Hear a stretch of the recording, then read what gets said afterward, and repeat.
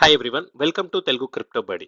So ఈ రోజు మార్కెట్లో మేజర్ న్యూస్ ఏంటి, మార్కెట్ మూవ్మెంట్స్, ఏ కాయిన్స్ ఎలా పర్ఫామ్ చేస్తున్నా అన్నది క్విక్గా ఈ వీడియోలో డిస్కస్ చేద్దాము. సో దానికంటే ముందు మనకు మేజర్గా అబ్జర్వ్ చేస్తే మీలో అంటే ఇప్పుడు టాప్ 100 కాయిన్స్లో మనకి నిన్న హ్యూజ్ మూవ్మెంట్స్ అయితే డోజ్ కాయిన్ ఉంది. సో మీరు ఎప్పుడైనా థింక్ చేశారా why only dose coin pump అయింది నిన్న అని చెప్పేసి? సో దానికి రీజన్ కూడా ఒక మేజర్ ఇష్యూ ఉంది, అది కూడా నేను ఈ వీడియోలో మీకు ఎక్స్ప్లెయిన్ చేస్తాను. సో బట్ ఓవరాల్‌గా క్రిప్టో మార్కెట్ జూస్తుంటే ఈ ఈ వీక్ అంతా గూడా ఇలానే పెద్ద హ్యూజ్ అప్ ట్రెండ్ అయితే ఏమి లేదు.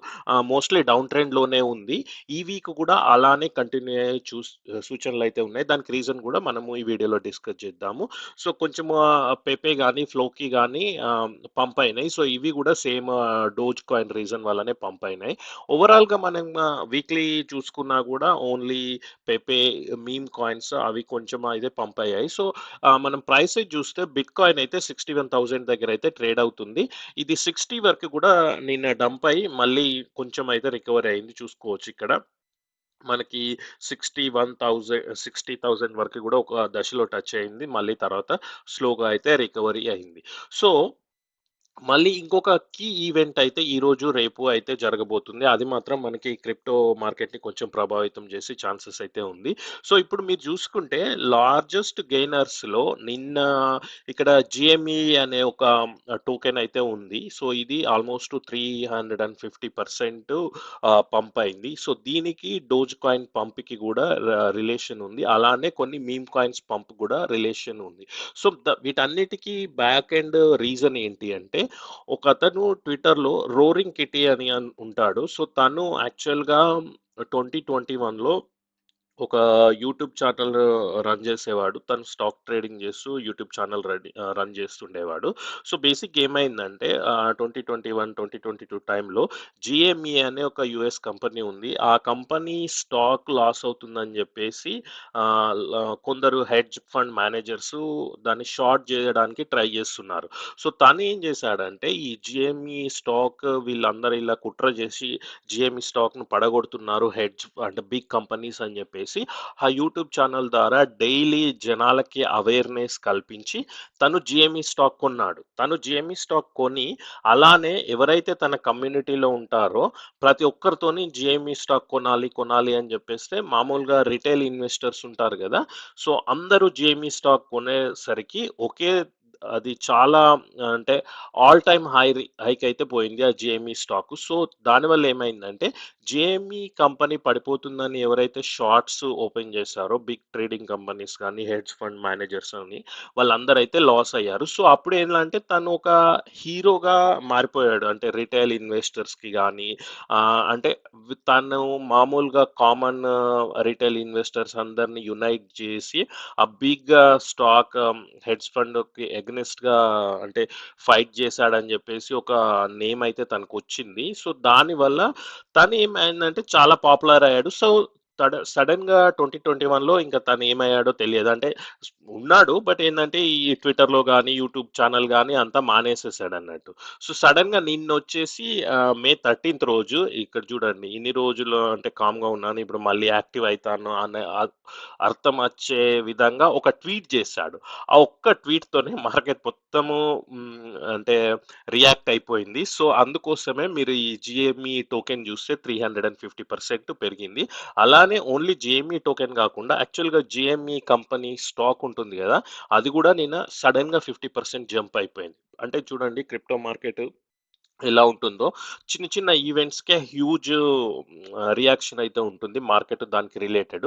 సో, దానివల్ల ఏమైందంటే ఈ జిఎంఈ ఇది యాక్చువల్‌గా జిఎంఈ అనేది ఒక వీడియో గేమింగ్ కంపెనీ యూఎస్‌లో. బట్ దానికి ప్యారడీగా వీళ్ళు మీమ్ కాయిన్ అయితే క్రియేట్ చేశారు వేరే వాళ్ళు. దానికి ఒరిజినల్ జిఎంఈ కంపెనీకి సంబంధం లేదు.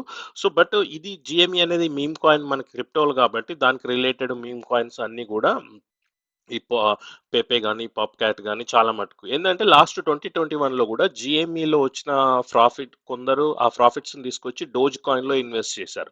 సో, ఆ విధంగా నిన్న గూడా డోజ్ కాయిన్ అయితే కొంచెం పంప్ అయింది. చూస్తుంటే మనకు మిగతా కాయిన్స్ అంటే మిగతా మేజర్ కాయిన్స్ ఏం పంప్ కాలేదు. But only dose coin top 100లో ఉన్న వాటిలో డోజ్ కాయిన్ ఒకటి గూడా పంప్ అయింది. దానికి రీజన్ గూడా ఈ రోరింగ్ కిట్టి అనేదే ఒకటి ప్రాబ్లము. సో, చూడండి అది యాక్చువల్‌గా జీఎంఈ కంపెనీ 9 బిలియన్ స్టాక్ అది 100% పంప్ అయింది.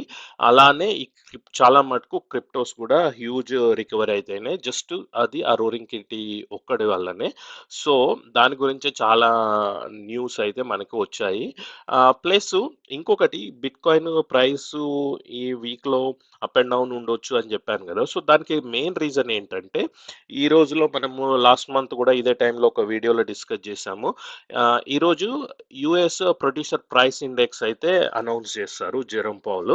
సో, అది ఆ మీటింగ్ అయితే మనకి 14థ్ మే ఉంది. ఈరోజు లేటర్ ఇన్ ద ఈవినింగ్ ఉంటుంది. ఒకవేళ ఏమైనా హ్యూజ్ అప్డేట్స్ వస్తే నేను మీకు మళ్ళీ ట్విట్టర్‌లో గాని, నా టెలిగ్రామ్ ఛానల్‌లో గాని క్విక్‌గా అప్డేట్ చేస్తాను. అలానే రేపు కన్స్యూమర్ ప్రైస్ ఇండెక్స్ సిపిఐ అనేది రేపు అనౌన్స్ చేస్తారు. సో, ఈ పీపీఐ, సిపిఐ డాటా కొంచెం నెగెటివ్‌గా వచ్చిందనుకో, ప్రజలు రిటైల్ ఇన్వెస్టర్స్ ఎక్స్‌పెక్ట్ చేస్తున్నదానికి కొంచెం నెగెటివ్‌గా వస్తే మనకి ప్రైస్ ఇంపాక్ట్ కొంచెము డౌన్ ట్రెండ్‌లో ఉండొచ్చు. బట్ నేను చూస్తున్న న్యూస్ ఇన్ఫర్మేషన్ ప్రకారం అయితే పాజిటివ్‌గానే ఉండొచ్చనే ఇండికేషన్స్ అయితే ఉన్నాయి. But let's wait and see. అలానే ఇంకొక మేజర్ న్యూస్ కాయిన్ బేస్. మీరు ఎవరైనా కాయిన్ బేస్ ఆఫ్‌కోర్స్ ఇది ఇండియాలో లేదు గానీ, బట్ వేరే కంట్రీలో ఉన్న వాళ్ళు ఎవరైనా వాడుతుంటే కాయిన్ బేస్ అయితే ఔటేజ్ అయితే వచ్చింది. ఇప్పుడు మీరు యాక్సెస్ చేసుకుంటే 403 ఫోర్బిడెన్ అయితే అని వస్తుంది. అంటే యాక్సెస్ చేసుకోవట్లేదు. యాక్సెస్ చేయడం రావట్లేదు కాయిన్ బేస్. దానికి మెయిన్ ఇది not any government issue or anything. అది వాళ్ళదేదో సర్వర్ ప్రాబ్లమ్, టెక్నికల్ ఇష్యూ ఉండే. అది రెక్టిఫై చేస్తున్నాము. ఫండ్స్ అన్ని సేఫ్ అని చెప్పేసి అయితే కాయిన్ బేస్ వాళ్ళు అనౌన్స్ చేశారు. సో, అలానే ఇంకొకటి లేయర్ 0 ఎయిర్ డ్రాప్ అనౌన్స్‌మెంట్ అయితే మనం రీసెంట్‌గా చూసాము.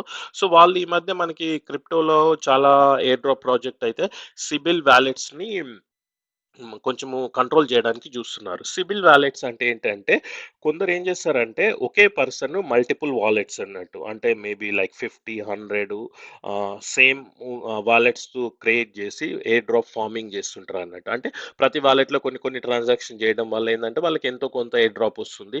సో, వాళ్ళు ఒక $5 గ్యాస్ ఫీ పే చేసినా దానికి ఒక 50 వచ్చిందనుకో. సో, తనకి 10 టైమ్స్ ప్రాఫిట్స్ అయితే వచ్చినట్టే కదా! సో, అందుకోసం వాళ్ళు హండ్రెడ్స్ ఆఫ్ వాలెట్స్ క్రియేట్ చేసి ఫార్మింగ్ చేస్తున్నారు.